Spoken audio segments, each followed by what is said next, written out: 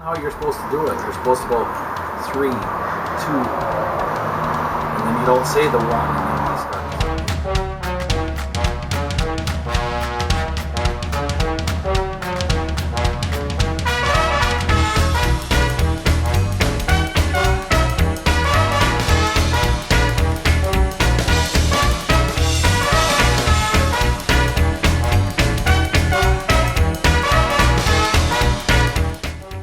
Winterizing your camper properly will help protect your investment so you can enjoy it for years to come.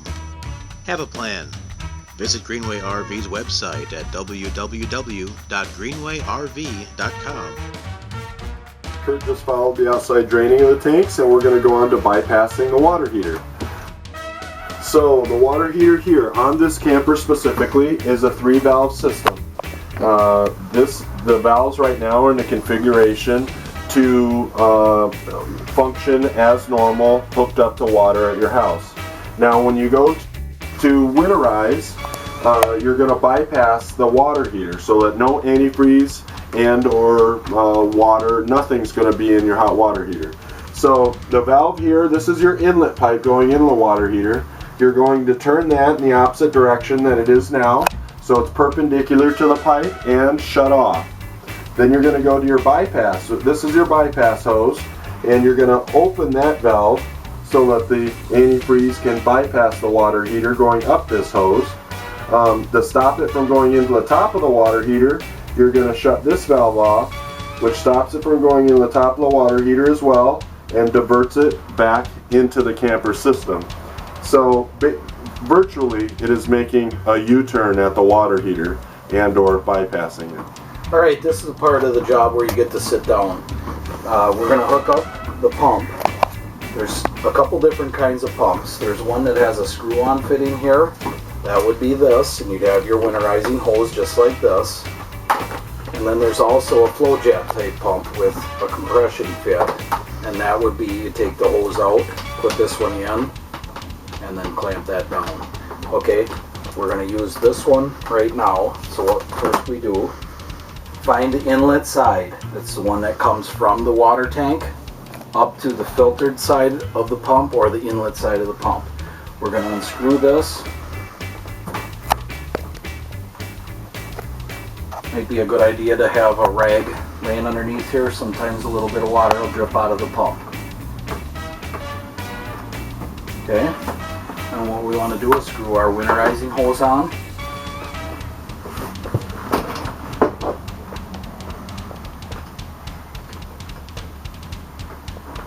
We get that on, we're going to put it into our jug of antifreeze. Okay, that's it for this part of it. Now we need to turn the demand pump on, which is there, and the switch is generally up in the kitchen somewhere, sometimes it's in the bathroom. Once we do that, we want to turn that on and go to the sink closest to the pump, which is right here in the bathroom on the vanity, and we'll start there and then we'll work our way around. What we're going to do is do all the sinks, the shower, the toilet. If we have an outside shower, we're going to do that. If we have a washer dryer hookup, we're going to do it also, and dishwasher. If you have any other things in your camper that have water on the pressurized system, those also have to be winterized. Alright, here's the water pump. We're going to turn that on, and then we're going to go back in the bathroom. And we're going to start.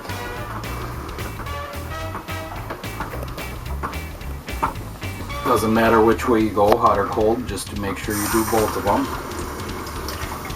Now as you'll notice, it's clear. We're going to run it until pink comes out. There it is. We'll stop that. And then we'll run the hot and do the same thing until pink comes out.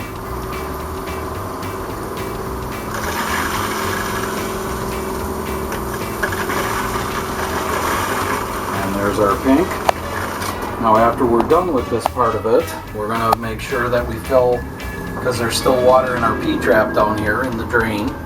After we're done with everything, we take whatever we have left in our gallon jug of antifreeze and we dump it down in all of the drains. It's going to be the kitchen sink, the bathroom vanity. So what we'll do is just pour About a cup. What we're trying to do is displace any water that's in that P-trap down there underneath, and so we don't get any freeze-ups there.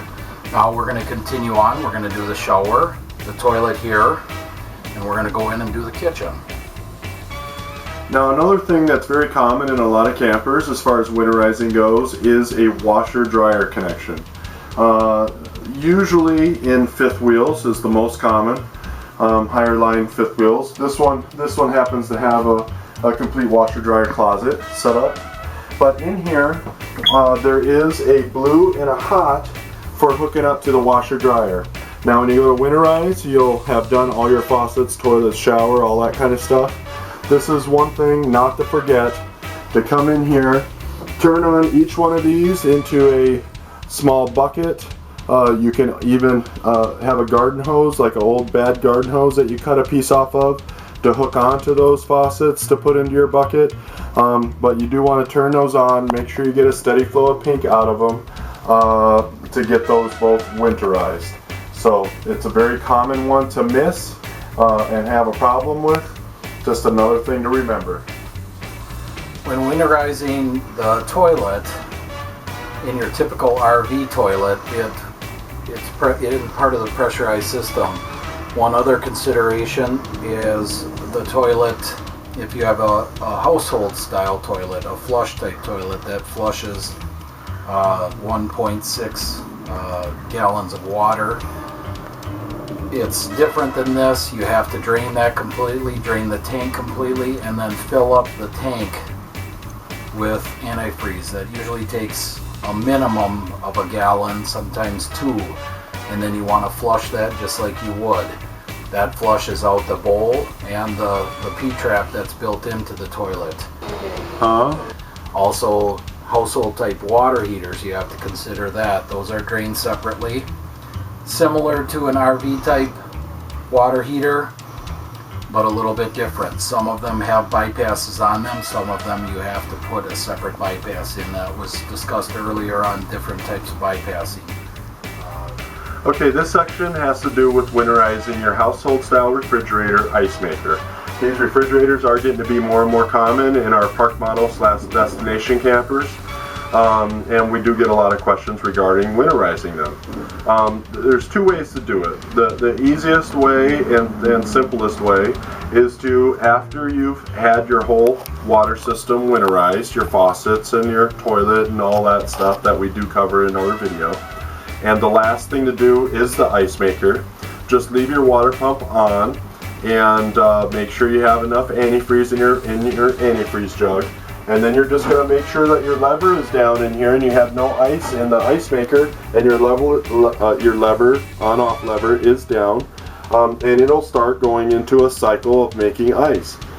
It'll take 3 or 4 of those cycles, which can be an extended period of time, 2 to 3 hours, let's say, to go through those 3 or 4 cycles to where you are going to get pink / slushy ice cubes in the ice cube tray.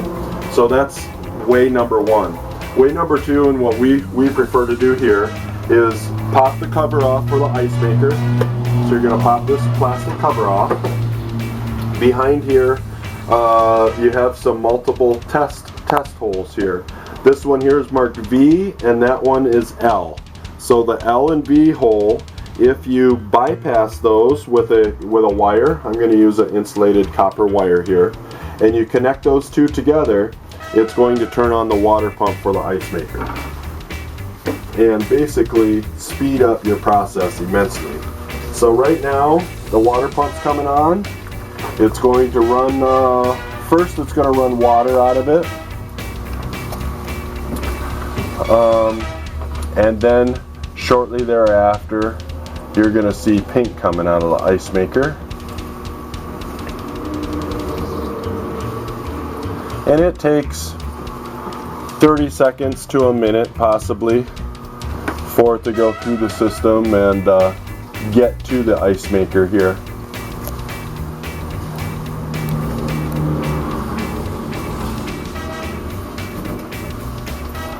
Okay, there we go. Now we're starting to see pink come into the ice cube tray. I'm going to shut it off You can also see the pink up in the top here of your ice cube tray and see that it's nice and pink. And inside we do have nice pink antifreeze. So now you know your ice maker is done. You put your lever up and it is completed and winterized.